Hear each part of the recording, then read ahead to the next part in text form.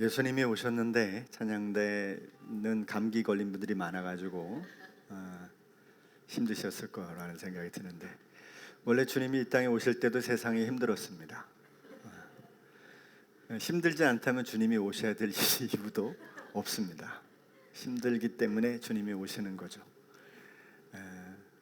오셨기 때문에 힘든 건 아니고 힘들기 때문에 오시는 겁니다. 우리 앞뒤 좌우가 인사 나눌까요? 잘 오셨습니다. 성탄의 은혜가 함께하기를 바랍니다. 시작. 성탄의 은혜. 절 보고 하지 마시고 옆 사람 보시고 시작. 성탄의 은혜가, 좀 한 명 정해놓고 하세요. 아무데나 외치지 마시고 대충 하지 마시고 시작. 성탄의 은혜가 함께하시기를 바랍니다. 네, 간절히 바랍니다. 저 물 한 잔만 먹겠습니다.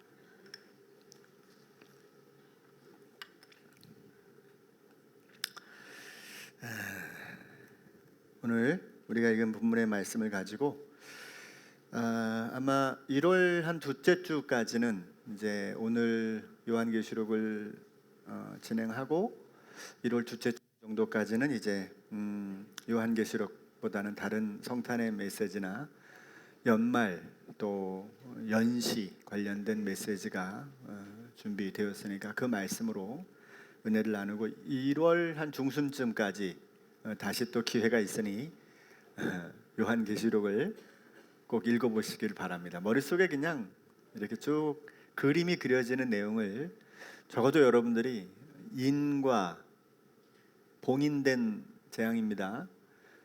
나팔의 재앙과 그리고 대접의 재앙이 어떻게 펼쳐지고 그 사이사이에 어떤 메시지가 있는지 대충은 좀 아시면 좋겠어요. 그래서 요한계시록 22장 많이 되지는 않지만 여러분들 그래도 마음속에 두면 여러분 큰 위로가 되실 겁니다.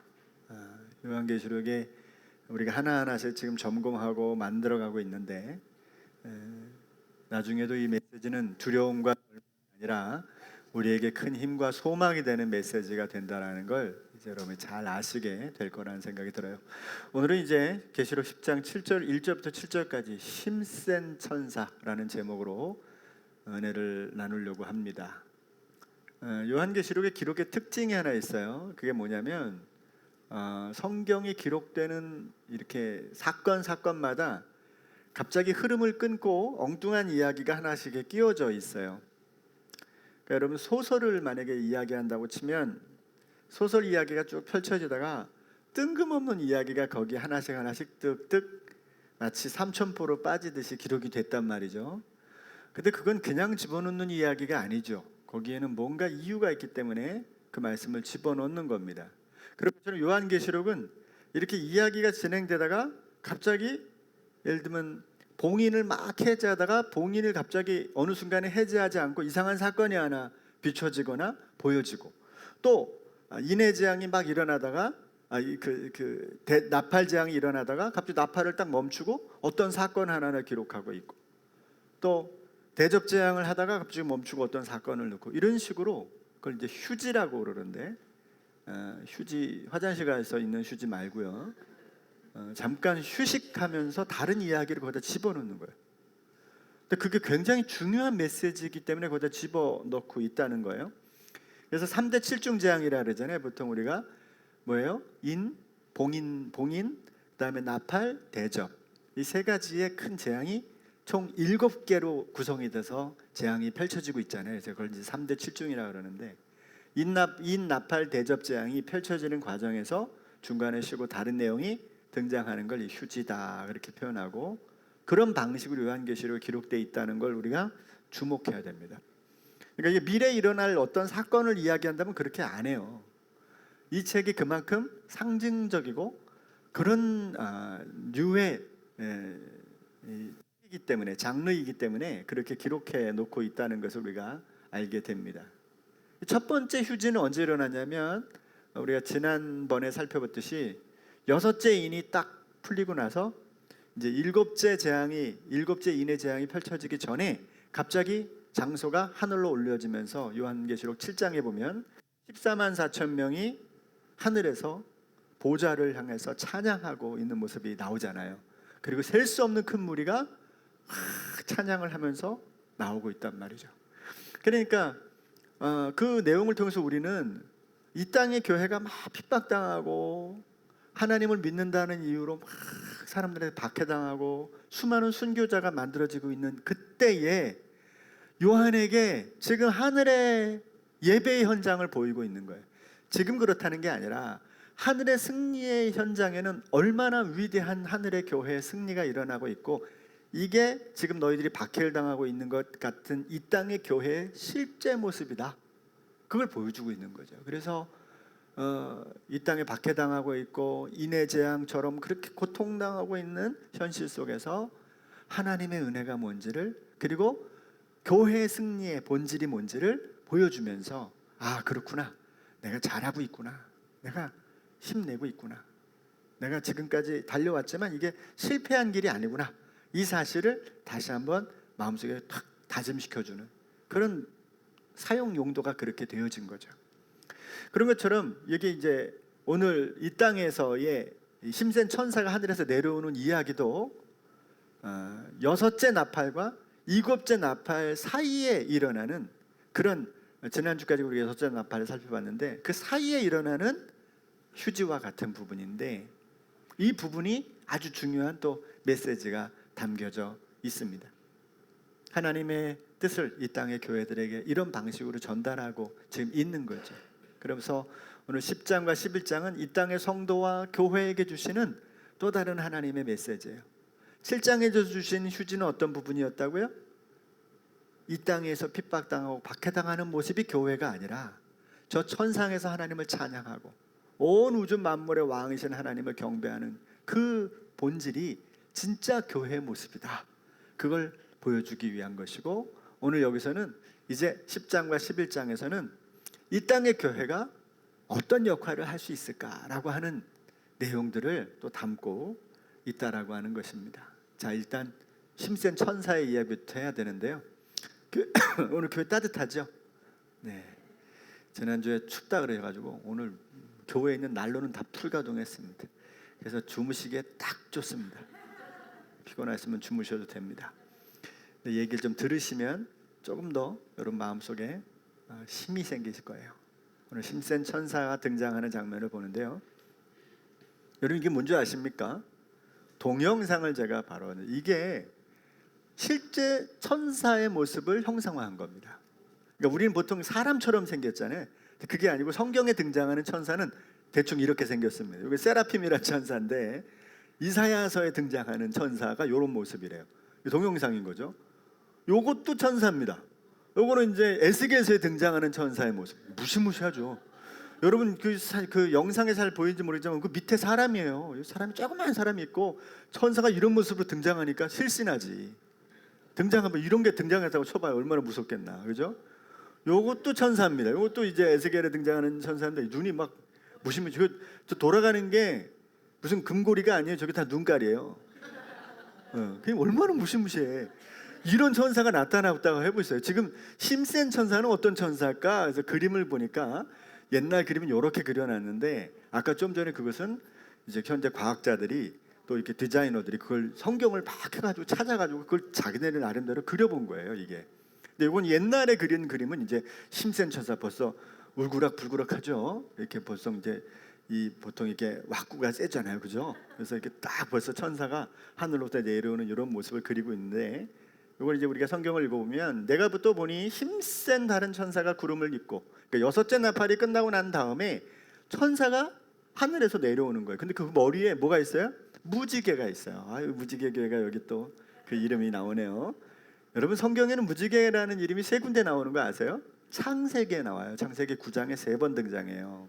제가 또 무지개 교회 담임 목사 아닙니까? 그러다 보니까 무지개 교회와 연결되어 있는데, 나중에 되면 이제 교회 이름을 좀 바꾸기도 해야 될 것 같아요. 요즘 같으면 무지개 교회면 거기 동성연애자들이 다니나 뭐 이런 분들도 있더라고요. 그래서 우리 교회가 좀 한 번은 이름을 이제 바꿔야 되겠구나. 한 30주년 되면 바꿔야 되겠다.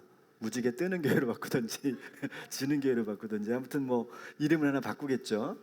근데 무지개가 창세기 9장에 3번 나와요. 그리고 여러분 요한계시록에 등장합니다. 그러니까 여러분 이게 되게 웃기잖아요. 세상에 시작하는 책에서 한번 등장하고 세상의 마지막에 또 등장하고 한 번 더 나오는데 그게 언제냐면 에스겔서에 등장해요. 에스겔서 1장인가 거기 몇 장에 등장하는데, 그러니까 성경의 맨 끝과 시작과 끝과 중간 부분 정도에 이 무지개가 등장하는데, 이 무지개는 대체로 요한계시록 1장에도 3장인가에도 등장하지만 하나님의 형상이 나올 때 하나님을 둘러쳐 있는 색깔이 무지개색이었다, 이렇게 보통 표현해요.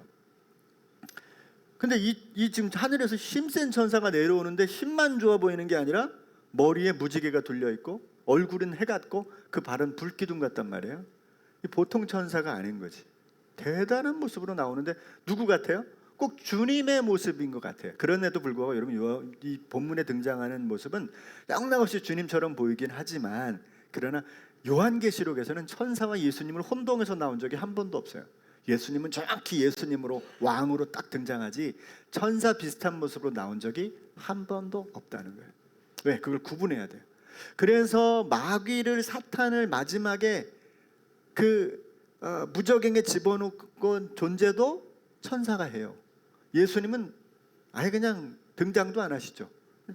예수님의 명령을 따라 움직이는 천사가 무적행에 집어넣었다가 또 잠깐 뺐다가 또 집어넣었다가 이래. 그러니까 이게 예수님은 사탄과 비교될 수 없는 존재로 요한계시록에 등장하고 있어요. 의미가 있는 거죠. 지금 그들을 괴롭히고 있는 현장에서 그들이 당하고 있는 것이 이 사단의 위가 있는 그 현장 속에서 고통당하고 있는데, 그것보다 훨씬 예수님이 크단 말이죠. 근데 이 천사는 그런 모습으로 등장한 거예요. 그 왜 그럴까 보니까 이 천사가 지금 뭔가를 전달하러 왔기 때문에. 여러분 예를 들면 미국에서 우리나라에 누가 이 전달하려는 무슨 외교관이 왔다고 칩시다. 그럼 여러분 그분이 뭐 청바지 입고 이렇게 와가지고 버스 타고 와가지고 되겠습니까? 뭔가 오는 방식부터 틀리는 거죠. 그만큼 중요한 메시지를 전달하고 중요한 일을 전해야 되기 때문에 거의 예수님을 방불케 하는 모습으로 지금 요한을 찾아왔다는 거예요. 그러면 이분이 전달하고 가는 메시지가 얼마나 확실하겠냐는 거죠. 그러니까 그 메시지의 확실한 것 때문에 이런 모습으로 등장했다. 왜 그렇게 생각하느냐면 보세요. 10장 2절. 그 손에는 펴놓은 작은 두루마리를 들고 그 오른발은 바다를 밟고 왼발은 땅을 밟고 있다. 얼마나 이 존재가 거대했으면 땅과 바다를 밟고 서 있는 이 어마어마한 천사의 모습으로, 아까 우리가 본 그 그림은 아무것도 아닌 것처럼 보일 정도잖아요. 그런 모습으로 왔는데 두루마리를 들고 있어요. 벌써 모습부터가 무지개 빼고 해 같은 모습 빼고 불기둥 모습 같은 모습 빼면 이미 뭔가를 전달하려고 왔다는 느낌이 있잖아요. 그죠?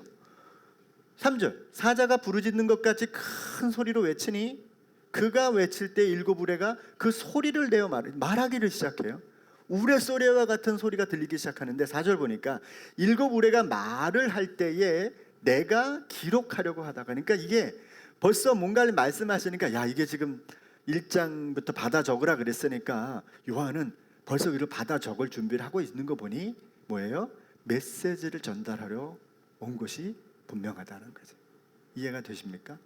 그러니까 메시지를 전달하려고 온 거예요. 곧 들으니 하늘에서 소리가 나서 말하기를 일곱 우레가 말한 것을 인봉하고 기록하지 말라. 이제 기록하려고 하니까 기록은 하지 마, 그렇게 얘기하죠.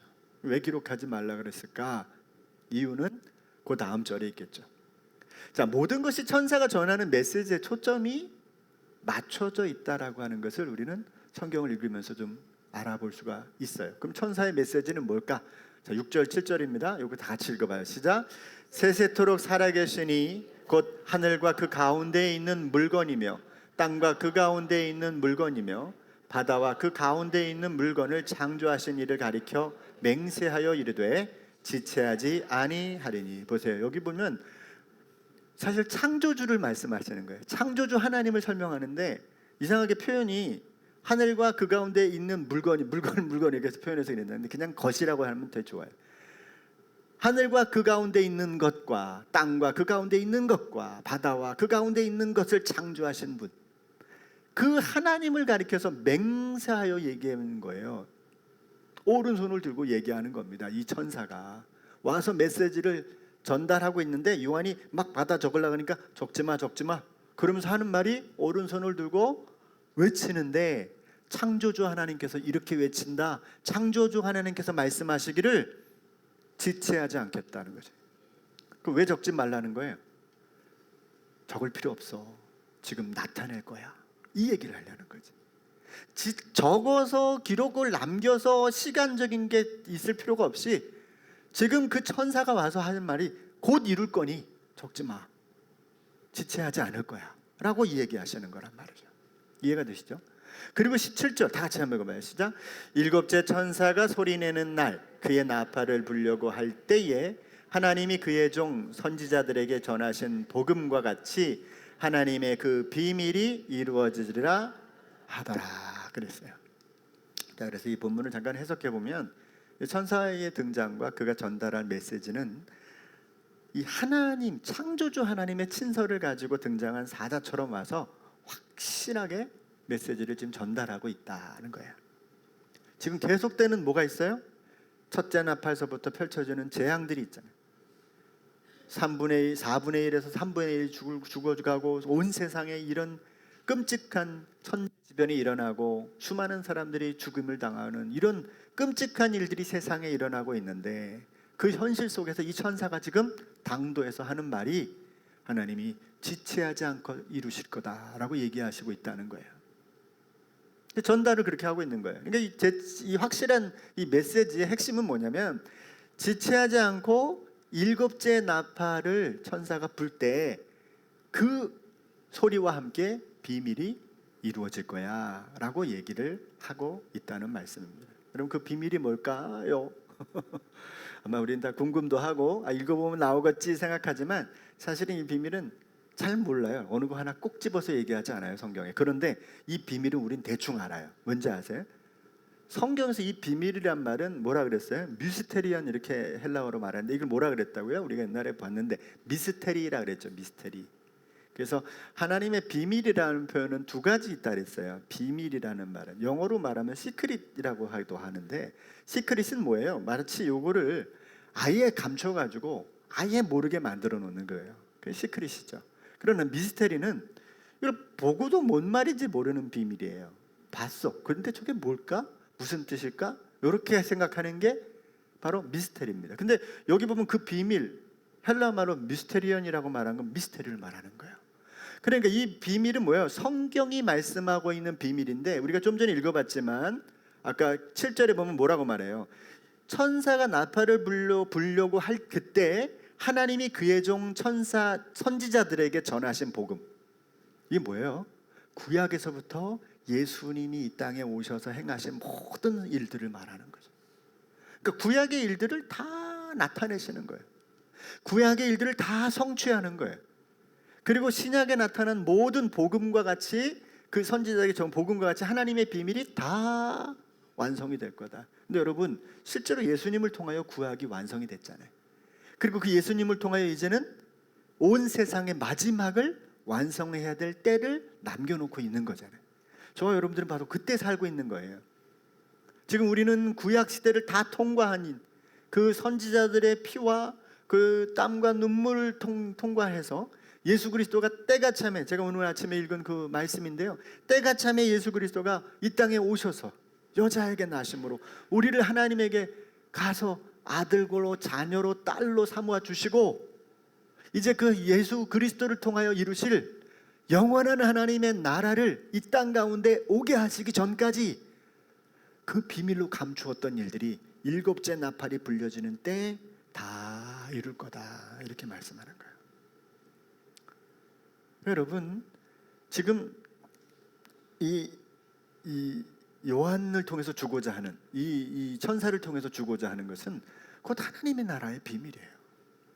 우리가 이 땅을 살아가고 있는 이 온 세상의 비밀인 하나님의 나라의 비밀이 더 이상 미뤄지지 않고 이제 일곱째 나팔이 불려지는 날 다 완성되고, 그때 이 땅에서의 삶과 수고가 마무리가 되며 영원한 하나님의 나라의 도래와 함께 우리가 살게 될 것이라고 하는 말씀을 해 주시고 있는 거예요. 이 메시지의 핵심 뭐라고요? 지체하지 않겠다 그 일을. 근데 왜 이 말을 자꾸 할까요? 왜 지체하지 않겠다 그럴까? 그 당시에 당하는 성도들의 삶과 비교해 보면 매일매일 고통과 현장 속에서 죽어가고 동료들이 희생당해야 되고, 예? 그런 일들을 겪어야 되는 거죠. 우리나라 초창기 때 선교사들이 혹은 복음을 전하는 분들이 우리나라에 와서 지금 양화진에 많은 분들이 묻혀 있잖아요. 그분들의 기도를 보면 어떤 여교사로 오신 그분은 그런 표현을 쓰더라고요. 며칠 전에도 우리 교회에 두 사람이 끌려가서 죽임을 당했습니다. 자기 어머니에게 마지막 편지를 쓰면서 그 편지의 내용이 그렇습니다. 제가 그 편지를 읽으면서 얼마나 눈물이 나던지요. 어머니, 다시 어머님을 볼 수 있을지 모르겠습니다. 나도 언제 죽을지도 모르겠습니다. 그러나 나에게 1000개의 생명이 있다고 한들 나는 그 생명을 이 조선을 위해서 바치겠습니다. 그렇게 얘기했어요. 그러니까 우리의 이 삶의 현실 안에서 우리는 이게 좀 동떨어지게 느껴지지만 그 당시의 사람들의 삶의 모습 속에서 그려낸 그들의 모습을 생각해 보면 지체하지 않겠다는 말이 그 어떤 것보다도 위로가 될 수 있을 언어입니다. 큰 말이라고 저는 생각해요. 창조주께서는 구약의 모든 약속을 예수님을 통해서 완성하셨고 이제 요한에게 그렇게 선지자를 통해서 이루어진 모든 약속의 말씀, 그걸 지체하지 않고 이룰 거다라고 말씀하고 있습니다. 다시 말씀드리지만 이런 메시지는 요한을 비롯한 당시의 교회가 처한 현실에서 가장 절실한 것이며 또 언제 어떻게 끝날지 모르는 자신들의 상황에 대한 모든 염려와 두려움을 한꺼번에 날려버리는 메시지였을 것이다 라고 생각이 됩니다. 자, 이제 본문을 통해서 저는 두 가지만을 좀 전해드리려고 합니다. 사실 이제 이 10장에는 교훈이 뒷부분에 있어요. 다음 주가 아니죠. 1월 한 둘째 주에 10장의 이제 메시지가 진짜 나옵니다. 이 천사가 와서 실제로 하고 싶었던 이야기가 등장해요. 궁금하시면 성경을 펴서 읽으시면 됩니다. 10장을 가서 읽어보시면 이런 내용을 지금 하려고 하셨구나를 알게 됩니다. 그런데 오늘 이 앞에 부분에도 두 가지 중요한 부분이 맥락은 같지만 여기서 핵심적인 내용이 있을 것 같다고 저는 생각해요. 첫째는요, 여러분, 이를 성취하신 하나님을 우리가 바라보자는 것이에요. 우리가 일하는 게 아니라 하나님이 이루신다라고 하는 이 성취감을 우리가 갖고 있어야 돼요. 이게 되게 중요한 게요. 제가 요즘에 그 AI와 자주 시간을 갖습니다. AI 아시죠? 그 대규모 사이트마다 AI를 다 갖고 있어요. 뭐 구글이면 뭐 코파일럿 이런 걸 갖고 있고요. 걔한테 물어보거나 그러면 다 알려주고 뭐 이렇게 뭐 해주는데 제가 여기 요새 찾아보니까 챗 GPT는 돈을 내야 되니까 무료로 쓰다 보니까 챗 GPT보다 조금 더운 게 마이크로소프트 AI가 좀 좋아요. 걔가 좀 잘해. 좀 잘해요. 왜냐하면 챗 GPT에 많은 또 이 주식을 갖고 있는 회사가 마이크로소프트이기도 하고, 그래서 마이크로소프트가 훨씬 잘합니다. 똑같은 문제를 올려놔줘도 풀어내는 힘이 틀려요. 근데 얘보다 더 좋은 게 하나 생겼어요. 그게 리튼이라는 놈인데, 리튼입니다, 이름이. 제가 거기하고 아무 관련이 없습니다. 근데 이 AI가 아주 훌륭합니다. 아까 그 천사도 리튼이 찾아냈습니다. 그러니까 여러분, 그 리튼이라는 AI가 수행 능력이 훨씬 좋아요. 그 여러분, 저는 뭐만 하면 돼요? 그냥 맡기면 돼요. 얘한테 그냥 말만 시키면 됩니다.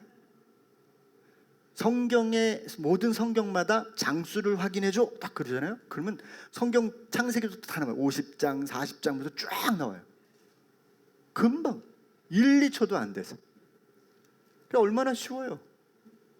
여러분, 그 AI 하나만 알고 있어도 우리가 할 수 있는 수많은 것들을 다 이뤄내.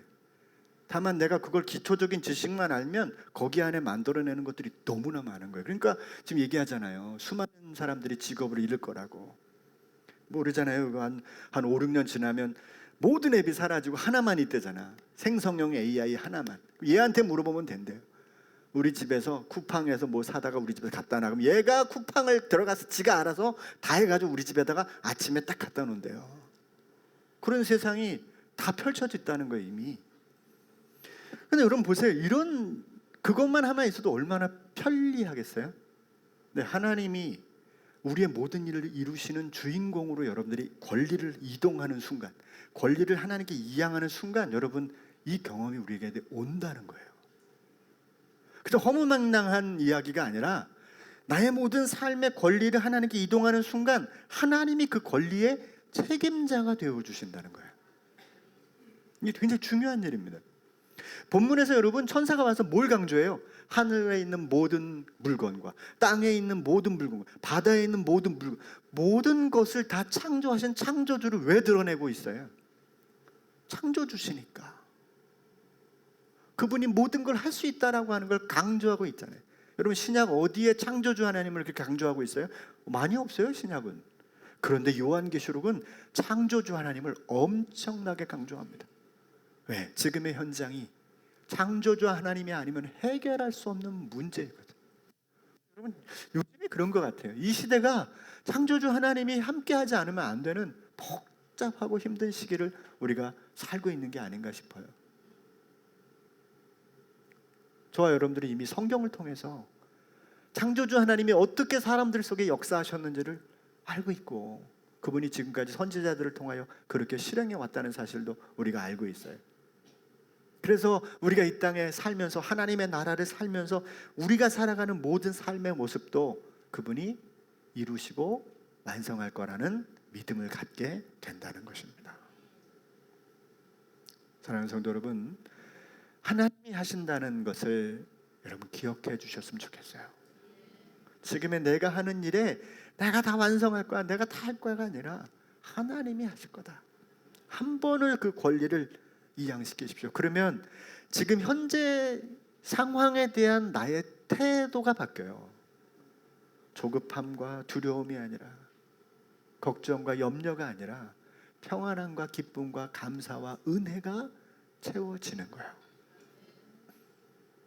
지난주에 예배를 급하게 마치고 성역 44주년을 마치고 이제 은퇴하시는 목사님 교회에 이제 그 은퇴 선언을 하러 갔습니다. 은퇴 선언을. 목사님은 이제 그날 저희 임직식 때 축도하셨던 목사님이신데 목사님이 이제 은퇴를 하시는 거예요. 근데 은퇴를 앞두고 목사님 마음이 이렇게 막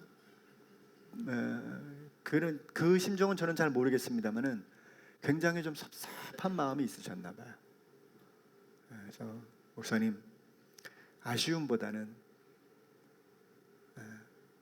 지금까지 하나님께서 함께 하셨다는 그 기쁨과 감사가 그리고 섭섭함보다는 성취감으로 하나님께 감사드린 예배가 됐으면 좋겠다. 그런 말씀을 제가 문자로 보내드렸어요. 그리고 그날 예배를 드렸는데 이제 제가 이벤트를 이번에 했죠. 우리 목사님들하고 다 은혜라는 찬양을 준비했습니다. 제가 다 곡을 보내드려가지고 그걸 다 준비했어요. 그래가지고 그 목사님들이 우리 강선호의 목사님들이 다 모여서 그날 찬양을 했어요. 목사님이 얼마나 감동하시니 모든 성도들 은혜를 누렸어요. 왜냐면 그런 경우가 지금까지 없었다는 거예요. 목사님들이 다 모여가지고 그 은퇴하시는 목사님께 그리고 맨 마지막에 우리 목사님 또 아이디어들이 있으셔가지고 그 플랜카드를 하나 쫙 피고 43년간 성역을 감사드립니다. 건강하십시오. 쫙 하고 하나님께 은혜의 감사를 부르는데 얼마나 기쁘던지. 왜 이야기가 나왔냐면 우리가 이 땅을 살면서 내가 한다고 하고 또 내가 했다고 생각하면 은혜를 누릴 수 없어요. 섭섭하고 불안하고 염려하고 그렇게 되죠. 그러나 하나님이 하셨다는 모든 것이 은혜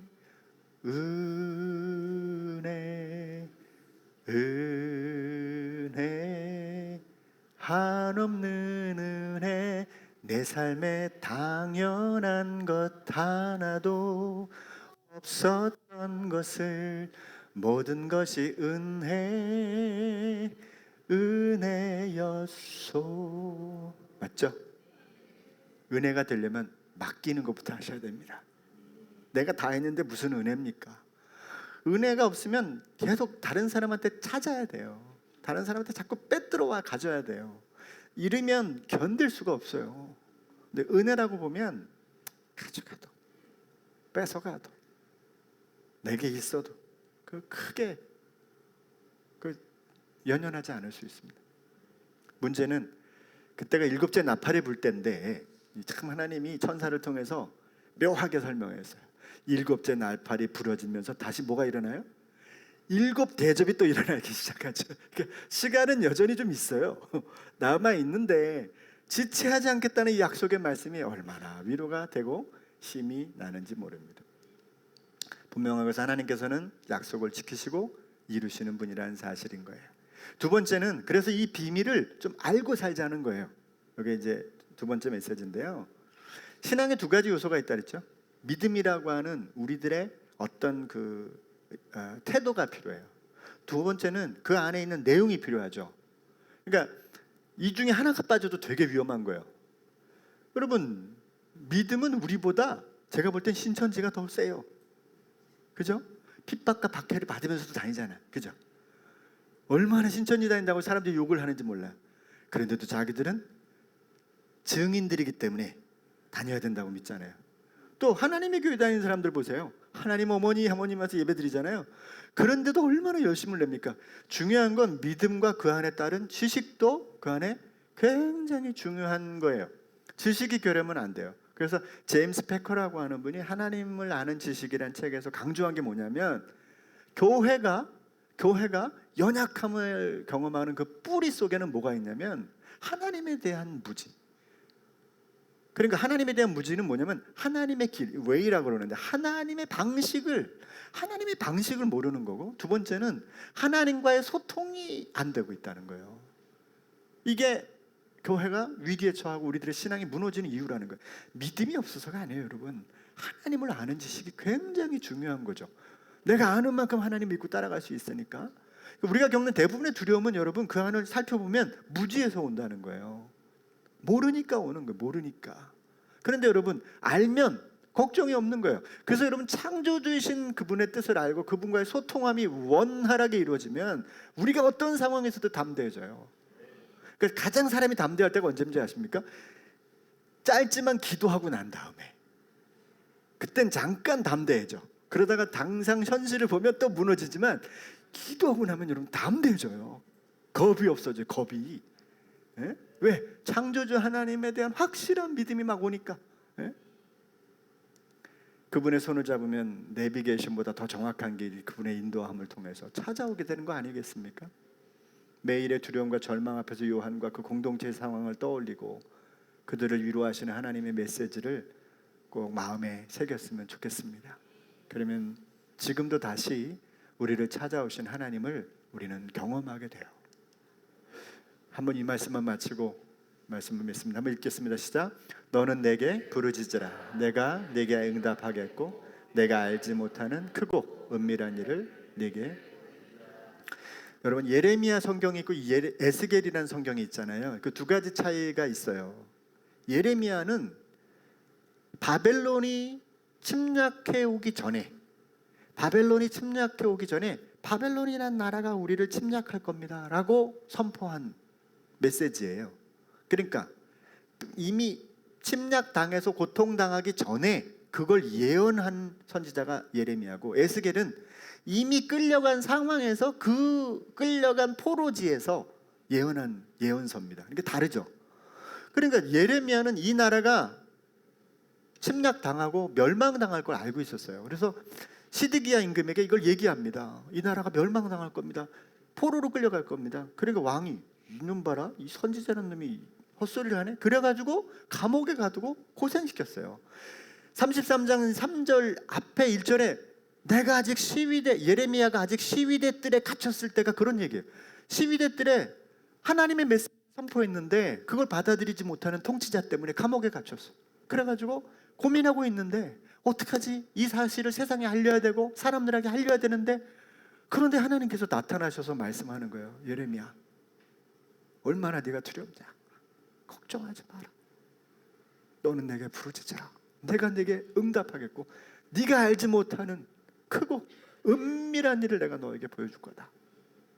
여러분, 우리가 하나님을 알고 하나님과 소통하는 일은요, 3대 7중 재앙이 아무리 와도 넉넉히 감당할 수 있는 하나님의 은혜를 우리가 누릴 수 있다라고 하는 사실을 가지고 있다면, 그러니까 그분이 우리를 인도하신다고 한다는 사실만 믿는다면 다 안 돼 이길 줄로 믿습니다. 그 믿음을 붙들고 또 한 번 일어나는 은혜가 있기를 소망합니다. 기도하겠습니다. 고마우신 하나님, 감사합니다. 우리에게는 매일 캄캄한 절벽과 같은 또 엄청난 산의 모습으로 우리들의 길이 막히는 듯한 경험을 할 때가 많이 있습니다. 우리들의 일과 관계와 개인적인 건강과 삶의 문제에 있어서 우리가 이런 상황을 만났을 때 우리는 좌절하게 되고 절망할 때도 많지만, 오늘 믿음을 가졌다는 이유로 모든 것을 이뤄야만 하는 요한계시록의 청취자들, 요한계시록의 수신자들에게는 얼마나 많은 고통과 아픔들이 있었겠습니까? 우리가 그 속에서 하나님의 약속의 성취가 지체되지 않고 이룰 것이라고 하는 이 창조주의 음성을 우리가 오늘 이 시대에도 기도를 통하여 주님의 놀라우신 응답을 날마다 누리고 사는 지혜로운 주의 자녀들이 다 되게 하여 주시옵소서. 예수님의 이름으로 기도드렸습니다. 아멘.